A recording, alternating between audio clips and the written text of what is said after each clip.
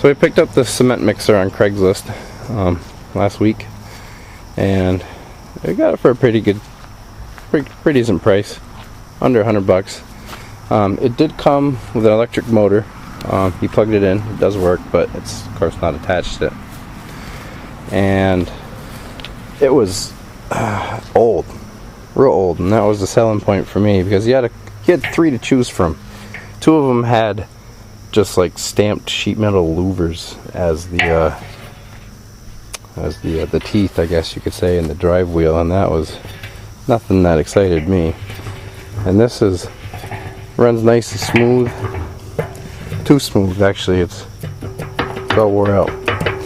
But this bearing here is something we're gonna have to fiddle with. But right here, this seems to be in pretty good shape. Inside it, you know, pretty standard. But tonight we are going to, can you lift that latch for me?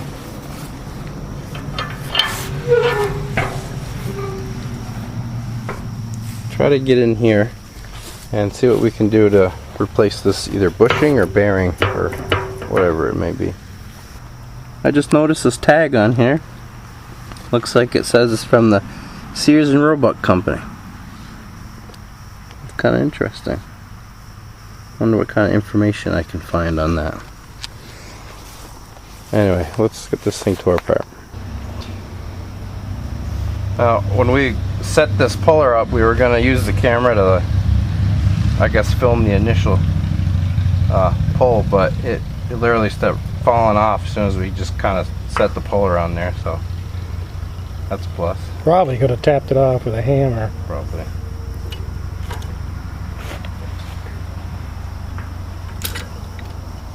Yeah, I guess good.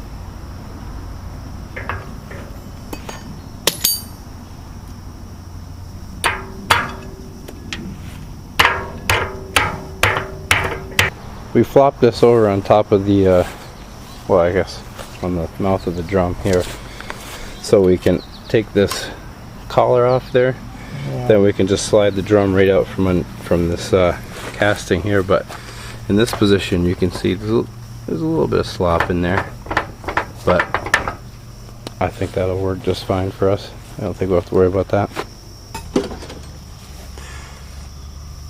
Well, this collar is held on with some Allen set screws, and it looks like they've been pretty well deformed. Looks like someone's probably tried to get it off before. Probably that's why it's still blown out. They never got fixed because they got to this point and it just beyond their ability, so they left it. So we're not even going to attempt to get those out. We're just going to drill them. This whole thing here doesn't look like it'd be too complicated to remake if necessary. We were able to get those Allen screws out just by heating it up and letting it cool a little bit, and they came right out with the Allen wrench. But it's a little dark now, but now we are free to take this thing right out, and there's nothing holding it. It'll come right out.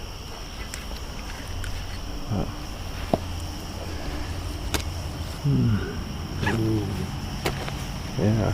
It's got a lot of wear. That shaft is pretty bad. Yeah. What is that pressed on? Or is that one solid piece? That gear and It looks like it's pressed. We happen to have a 1-inch cold rolled rod in our scrap bucket, and I cleaned the rust off it. So we're gonna just see just how bad the wear is on this bearing here, because the shaft was really wore.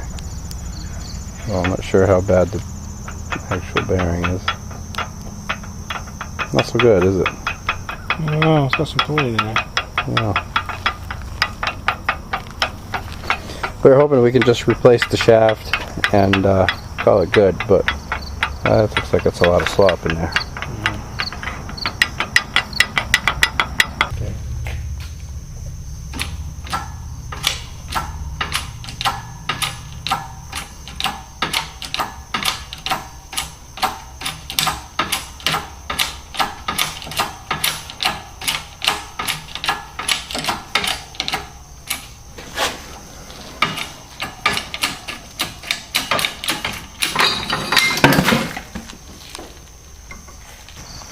Okay, so we just got the gear off the old shaft. I wonder if there was set screws there. Oh, maybe. Couldn't see them under all that grease. Might be. I don't know. Anyway, so this is the slop and the new pin, I guess you could call it. And there's a good amount of it. But let's see how much, because you can see how stepped in that is. See that?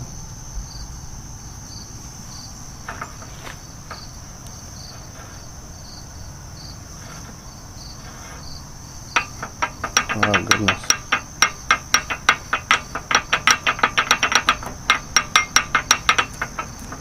That's considerably more slop than this one.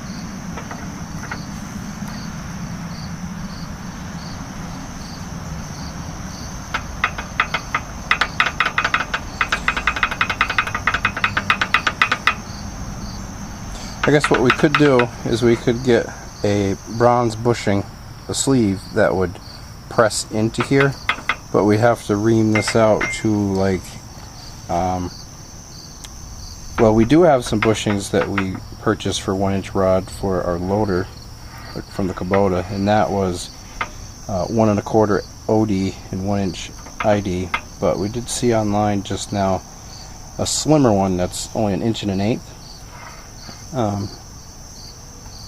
We should measure that hole, see what that's at. That might be pretty close to 1 1/8 already. But maybe we'll get that, drill that out and put one of those brass bushings in there. Or we could just run it like this for a while. I mean, yes, it is wore out, but we're looking to mix cement, not restore cement mixers, so that was just unusable. But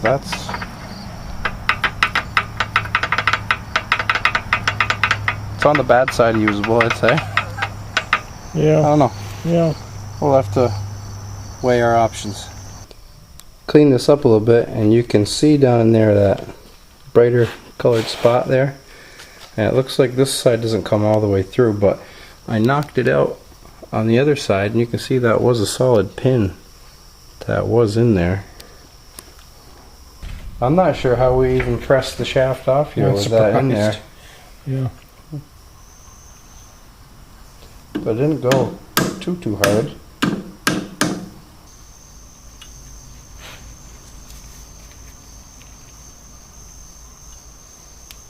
There it is.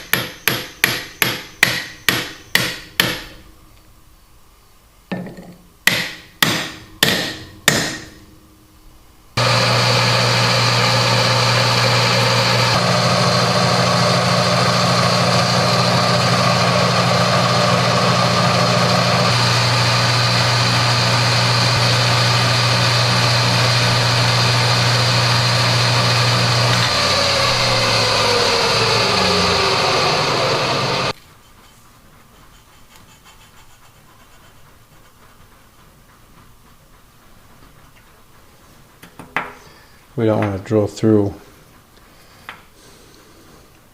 this side of the bearing or the sprocket, because that prevents the roll pin from coming through any farther. You can see how it's much narrower there than here, so it's kind of like a stop.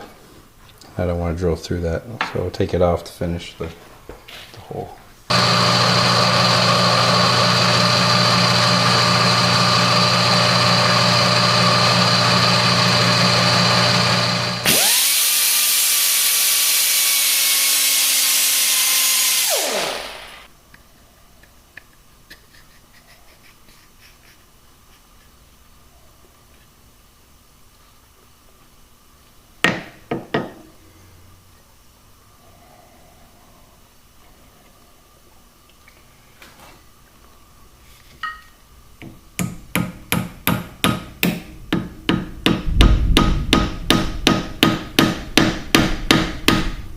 Here's a shot of the new shaft compared to the old one.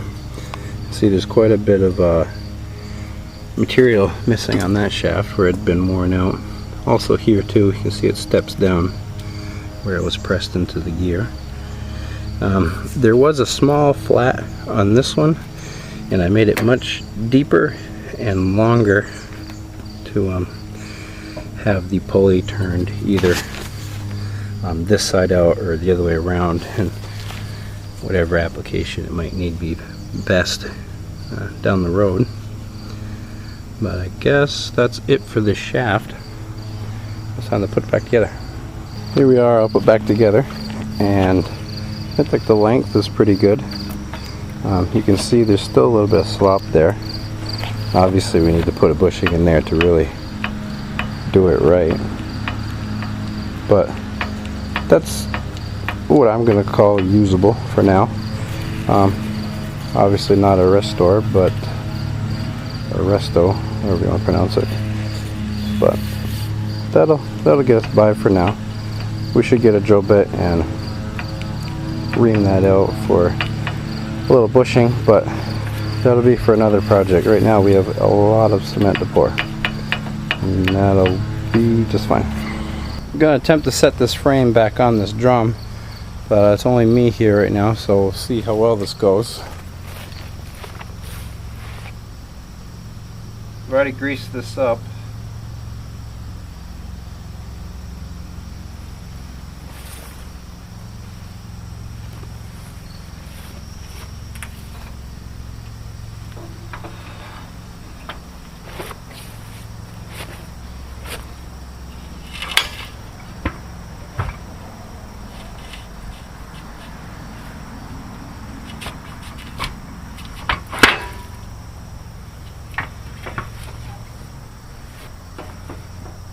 That didn't go too bad.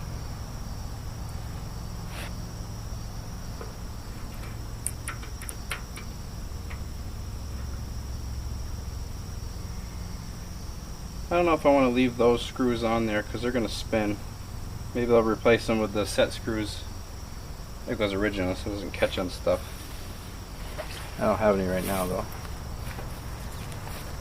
I made these pieces here to kind of set onto the original frame, and I made these little clamps here, if I can get it in frame, that just kind of pinch it on, so it's not actually like bolted to the frame, you know, like drill a hole and bolt it through. It's just clamped on there so we can take it off nice and easy. And I did end up welding these on, and I just put them on, so they're pretty hot right now, but they're for these tires here. I'm pretty happy with the engine mount. I have some slots here, so it'll move back and forth to kind of just right zero in on where it needs to be for the belt. And I've got this handle here, and just a piece of angle iron, and you pull it to the side, and it moves that so it's nice and loose. So that'll kind of be your clutch.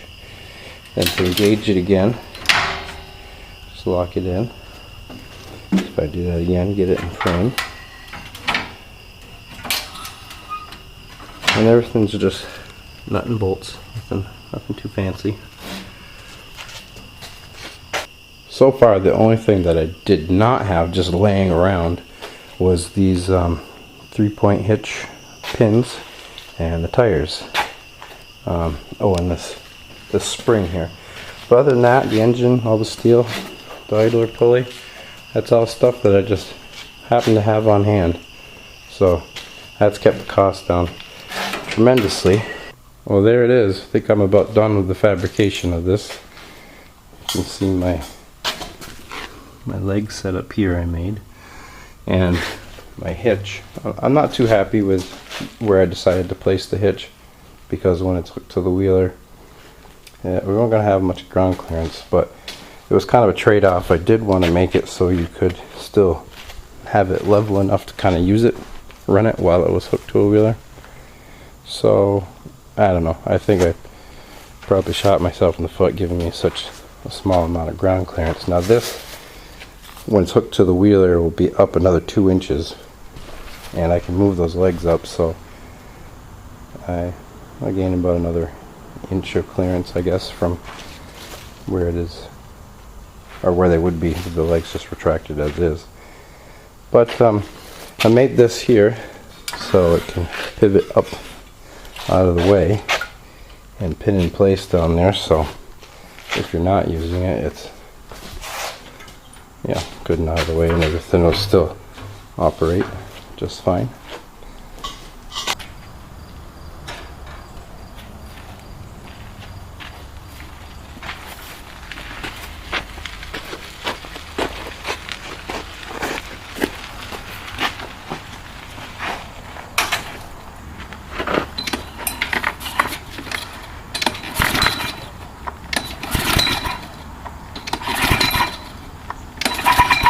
Trying to pump that all through the carburetor. Maybe I'll just hit it with a little bit of starter fluid.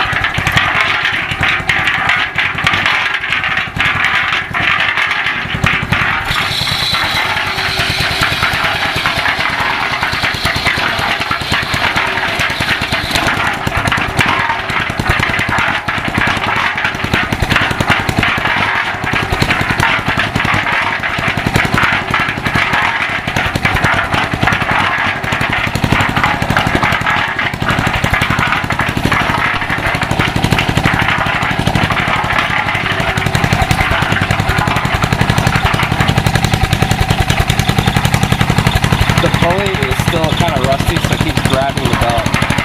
You don't really disengage.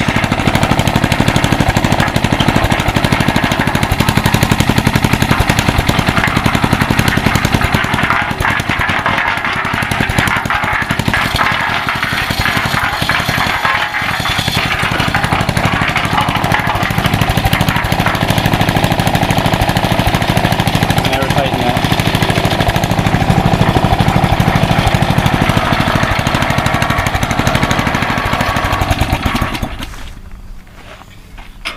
Yeah, so I'll have to tighten that. That seems like it worked pretty good. I think that'll make some cement. Stop recording. Shovels. Yeah.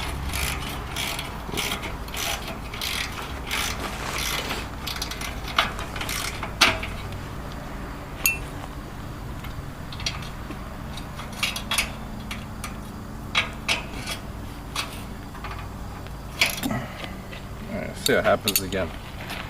Do that.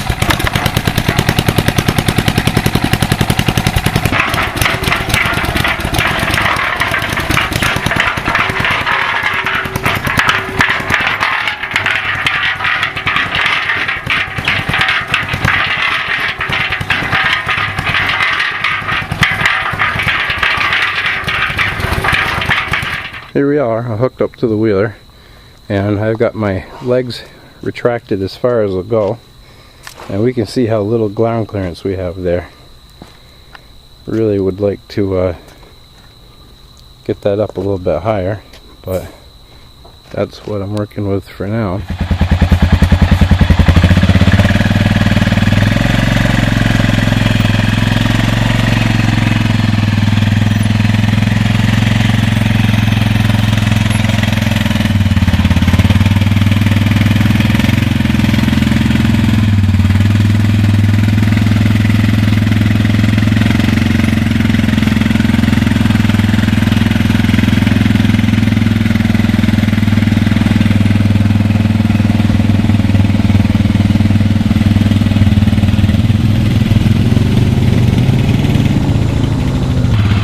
If we do have any problems, it's going to be in here.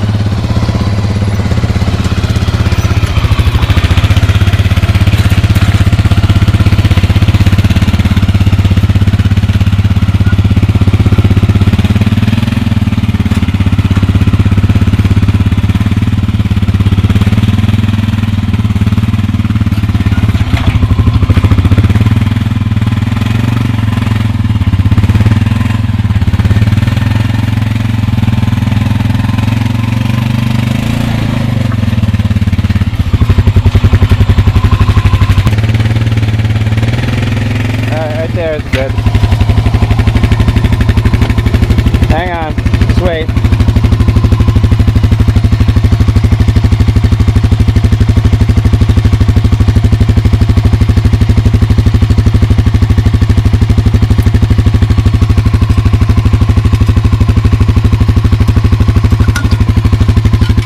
Alright.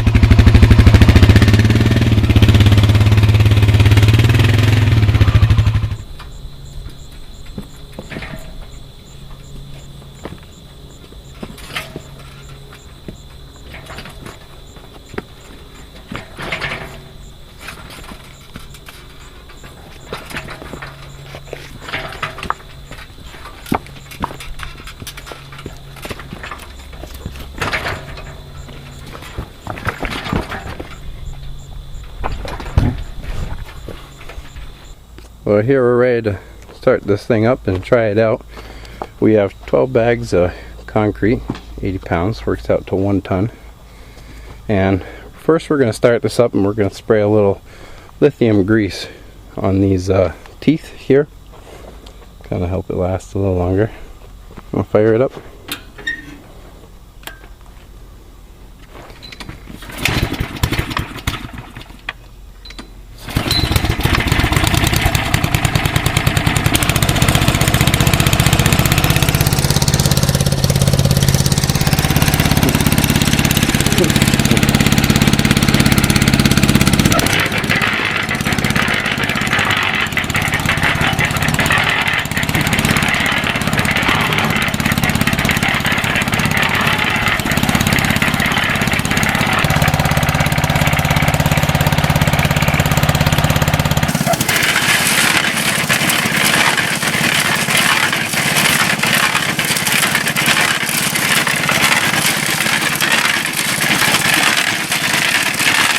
Turn that down a little.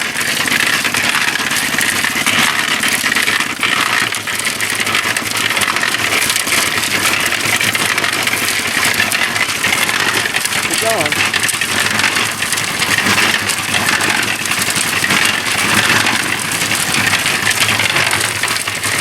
I sure is a lot easier than by hand.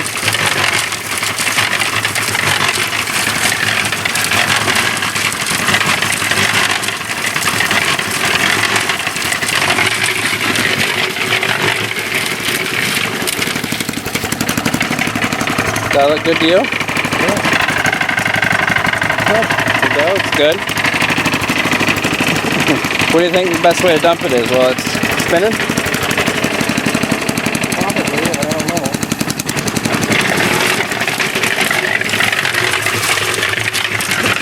I can't do this with the camera. Here. Hold this. Move that up and dump it.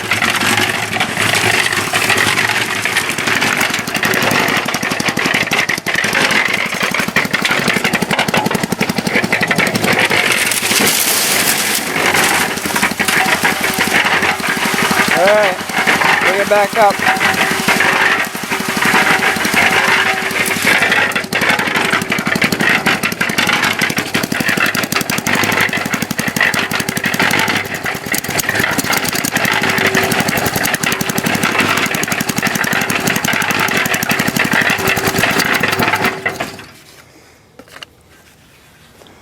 Well, look at that. That was much easier.